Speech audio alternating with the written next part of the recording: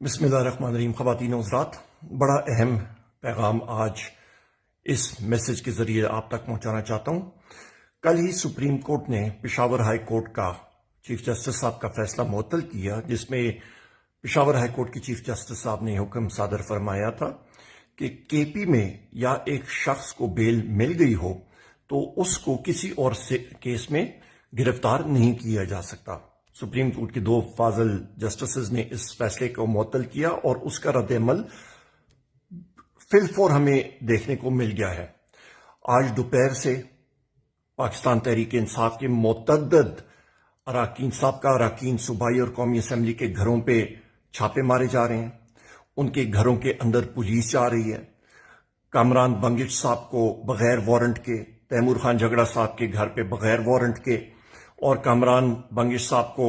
نامعلوم جگہ پہ منتقل کیا گیا ہے۔ ڈی ایس پی چمکنی نے ان کو اریسٹ کیا،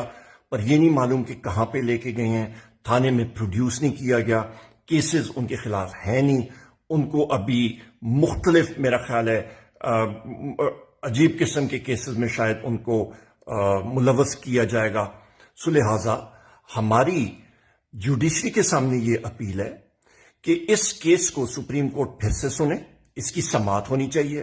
اور اس میں جو کہ پشاور ہائی کورٹ کے چیف جسٹس صاحب نے بالکل درست فیصلہ کیا تھا کہ ایک بار آپ کو بیل مل جائے تو لہٰذا کسی اور کیس میں آپ کو گرفتار نہیں کرنا چاہیے، وہ برقرار رہنا چاہیے، اس کی صحیح طرح سماعت قانونی طور پہ ہونی چاہیے۔ اور ہماری ڈیمانڈ یہ ہے کہ آئی جی کے پی کو، گنڈا پور صاحب کو، اپنے پولیس کے افسران کو کنٹرول میں کرنا چاہیے کہ بغیر وارنٹ کے غیر قانونی گرفتاریاں نہیں کرنی چاہیے، آئین اور قانون کی پاسداری کرنی چاہیے، کیونکہ چیف سیکرٹری کے پی اور آئی جی کے پی نے خود جا کے chief justice Peshawar high court کے سامنے ان کو یقین دہانی کرائی تھی پرسوں کہ وہ بالکل قانون کی بالادستی پہ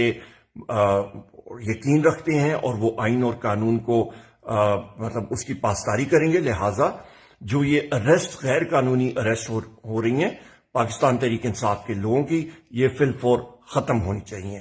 خواتین و حضرات، آئیے یہ دعا کریں کہ پاکستان میں آئین کی بالادستی ہونی چاہیے، قانون کی بالادستی ہونی چاہیے، اور جلد از جلد وزیر اعظم عمران خان ہمارے ساتھ ایک بار پھر آئیں اور رہا ہو کے اور پاکستان کو لیڈ کریں۔ بہت شکریہ۔ پاکستان زندہ باد۔